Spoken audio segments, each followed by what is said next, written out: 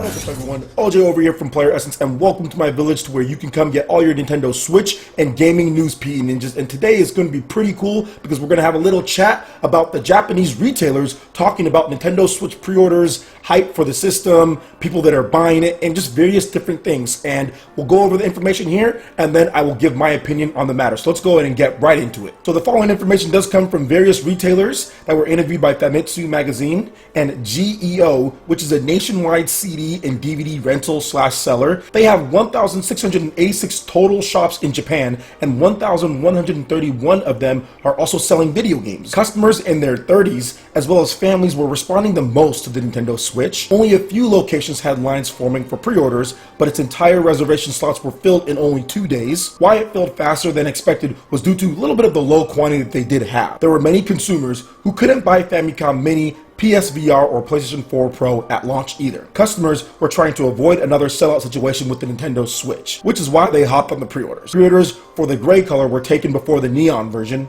The neon was reserved more by women, including those who came to reserve the system for their child. In terms of pre-orders, Zelda was the most popular, followed by 1-2 Switch, then Bomberman R. The official carrying case was the most popular peripheral sold, and the store rep says that they believe the price is just right. Next, we're going to move on to Bic Camera, and they are a nationwide major electronics and home appliance retailer. There are 20 stores, but each one of them is multi-floor gigantic building and located at the best and highly valuable districts in major cities. At Bic Camera, located in, not even going to try to pronounce that name, there were around 200 people who formed the line for the Nintendo Switch. Another one of their stores had the longest line, with about 700 people who turned out. The Nintendo Switch didn't seem to be receiving a lot of interest at Bic Camera after Nintendo presented the system, but as the days for reservations approached, interest continued to increase. Gray was the most popular color option here. Once it reached its quota, most customers decided to reserve the neon option. The Legend of Zelda Breath of the Wild and 1-2 Switch were the most popular pre-orders, no surprise there. Dragon Quest Heroes 1 and 2 saw more pre-orders than expected, considering that both of those games, Dragon Quest 1 and 2, are available on other systems. The store rep did say that the pricing for the Nintendo Switch was appropriate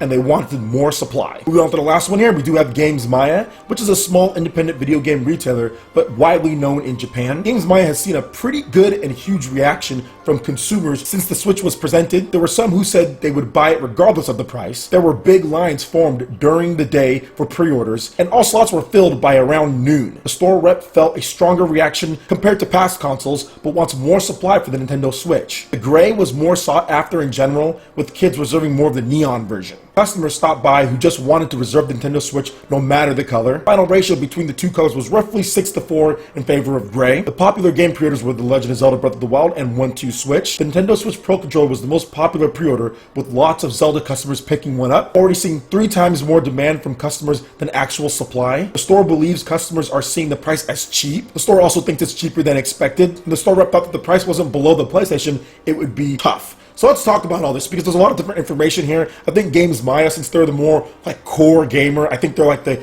GameStop, not necessarily in practice, but just as widely known as just a specialty game store. So they do have a lot of people that really go there, for the dedicated gamers out there, because you can kind of see the different types of pre-orders and who was pre-ordering it.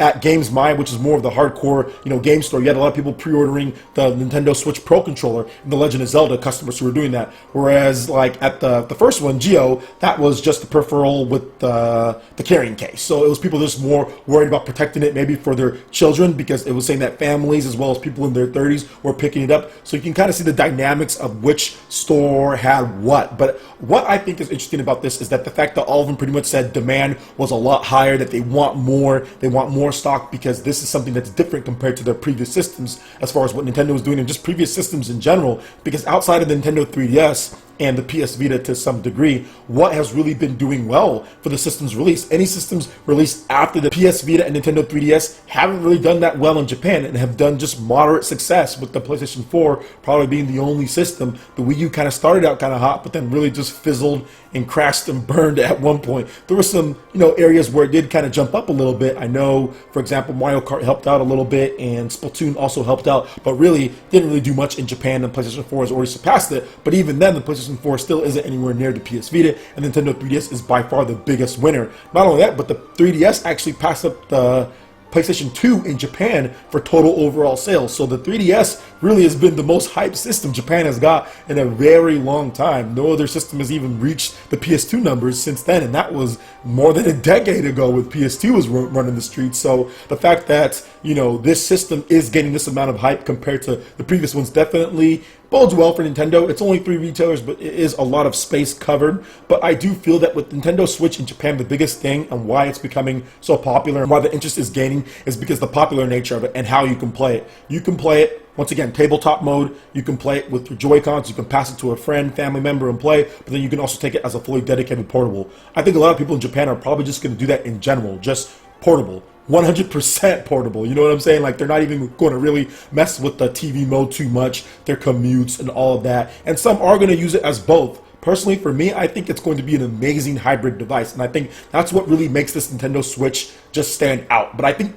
bigger than any of this, and people really aren't talking about, is the aesthetic look of it. People talk about it, but they don't talk about it in a way to where it actually affects sales, because I do think with some consumers, some of them want to be seen with a sleek device. That's why people buy Apple products somewhat, right? I mean, let's be real here. Like, there are tablets out there that destroy Apple's tablets and are way cheaper. The Nvidia Shield comes to mind. They are way better than the Apple Minis or anything like that, and are cheaper, yet people still buy those Minis, you know what I'm saying? Because of the looks of it. So the one thing about the Nintendo Switch is the look. It looks so much more sleek than the Wii U gamepad. It looks better than Nintendo 3DS as far as the look of it, and especially when the 3DS first launched. It looks more sleek than PS Vita in my opinion as well. The PS Vita is smaller, but the Nintendo Switch definitely looks better to me, and it looks like it packs in more of a punch. Like, you have the Joy-Cons, you can slide them off. It just seems more versatile and sleeker than any other portable device that we've seen up until this point. So I think that's another reason why consumers in Japan are especially latching onto this, and I think it's going to do very well. It could do as well as the Nintendo 3DS in my opinion,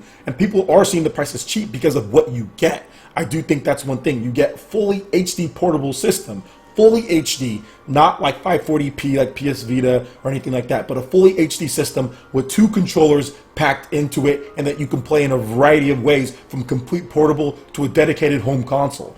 I think there's a lot of value in that. I think people are seeing that, whereas the Wii U, they didn't really see the value in a whole separate big tablet controller that you can only take a few feet away from your console. Not a lot of value in that. Not only that, but the games didn't really appeal looking down and forth. You know, it just didn't work out. But with the Nintendo Switch, you're seeing the appeal of what you got with the Nintendo 3DS when it comes to customization, variations with the Joy-Cons, probably different Switch systems maybe that you can do some customizations on there, but then you're also getting the power and the appeal of the home console when it comes to Nintendo first-party games, and when it comes to third-party RPGs as far as Japan goes, with Dragon Quest Heroes 1 and 2, Dragon Quest 10, Dragon Quest 11, all coming to Nintendo Switch, and others as well. So I can see why the Japanese consumers are reacting the way that they are, and I think that with the American audience, which is Nintendo's biggest audience, but they're also down for, you know, of course, making sure that the home nation is taken care of. I think the varieties of playstyles will definitely come into play as well, especially when it comes to kids that want to take their system to school, come back and play it. But for me, it's going to really help for me on my lunch breaks. And Nintendo saw that too. Like, you saw some people, I think one of the commercials where